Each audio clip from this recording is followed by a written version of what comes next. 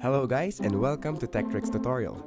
In today's video, I will show you the step-by-step tutorial on how to make Spongebob in Infinite Craft. So, by the end of this video, you'll learn how to do them. Without further ado, let's get into it. The first thing that you need to do is to combine water and then wind to create a wave. And then we should combine another two water to create a lake. After creating a lake, we can now combine earth and wave to create a sand. After creating a sand, we can now combine lake and sand to make a beach. After making beach, we can now combine two fire to create a volcano. Combine volcano in beach so that we can make a Hawaii. After creating Hawaii, we should now combine water and earth to make a plant. After creating a plant, combine Hawaii and plant to make pineapple.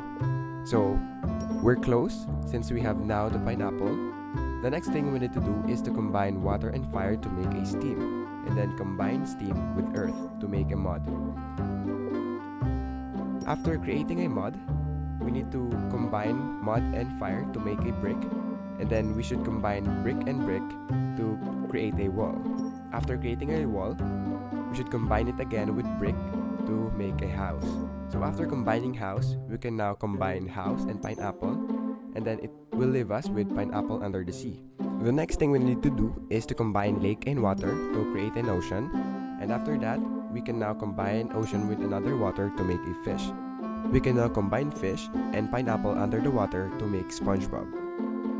And that is basically it for this video. Thank you guys for watching Tech Tricks tutorial. I hope you learned something, and please don't forget to like and subscribe. Have a great day everyone.